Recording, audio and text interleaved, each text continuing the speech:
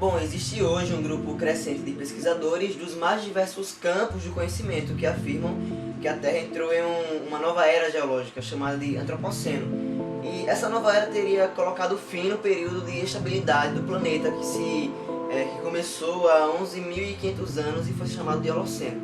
Segundo as pesquisas científicas realizadas nos últimos anos, a passagem do Holoceno para o Antropoceno é resultado direto das transformações provocadas no planeta pela ação humana.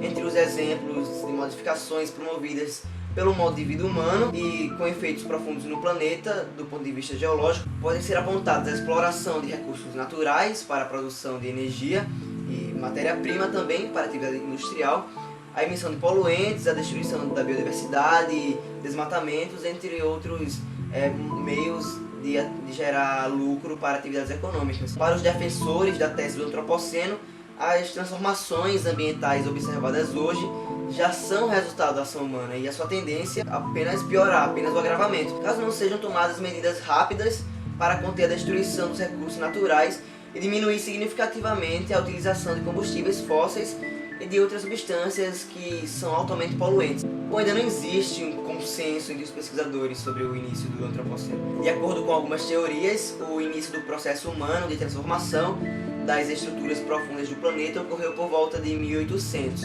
momento inicial da primeira revolução industrial. A partir de sua emergência teve início o uso cada vez mais intenso de combustíveis fósseis, como o carvão, para ampliar a produção de mercadorias, o que foi acompanhado de novas formas de transformação do meio ambiente pela ação do ser humano. Bom, mas mesmo sem uma definição consensual sobre o início do Antropoceno, os pesquisadores concordam que ele é resultado da industrialização da economia.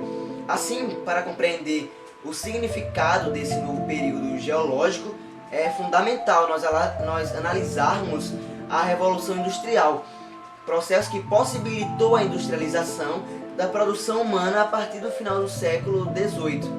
Bom, e esse é o tema que nós vamos apresentar hoje.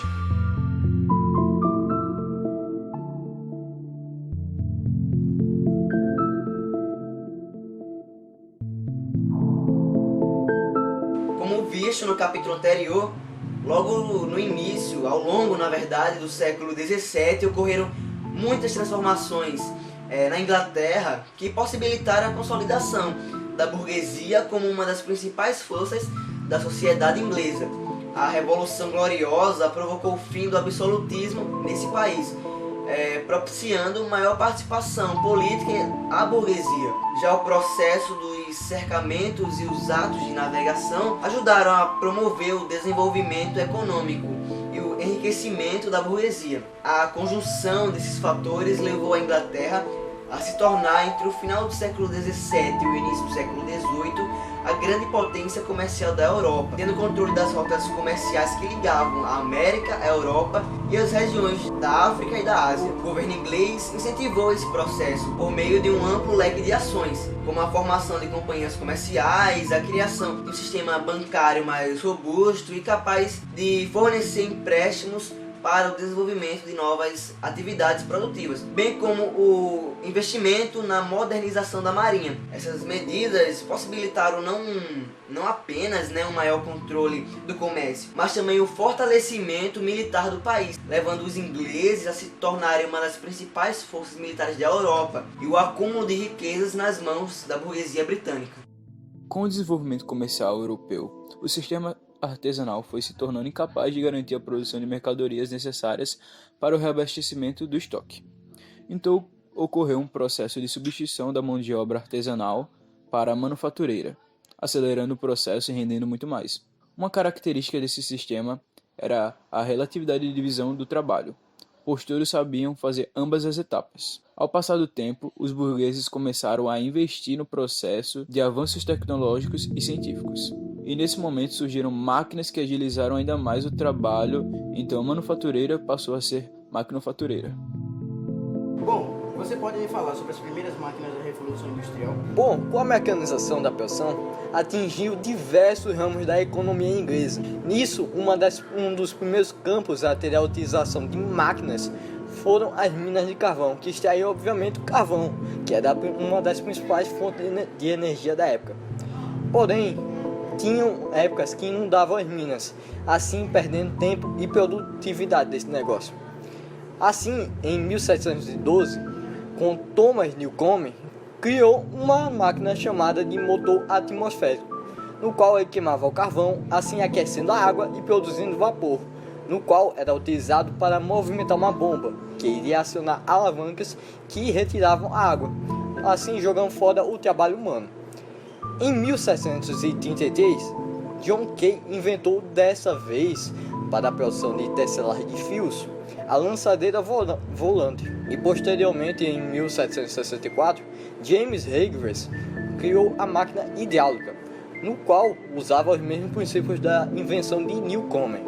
Até que, em 1769, James Watt criou um primeiro motor a vapor, o qual veio a se tornar o meio central para se criar novas máquinas. Tal invento de Watt conseguiu utilizar as ideias das máquinas anteriores e conseguiu criar um meio eficiente de aproveitar a energia a vapor para a alimentação de energia para as máquinas. Assim como com partes importantes desse lucro, acabam sendo utilizadas para o desenvolvimento de novas tecnologias, chegando até os tempos atuais. Você sabe me dizer qual é o novo sistema econômico e me dizer sobre o seu processo? Claro, o novo sistema é o capitalismo industrial.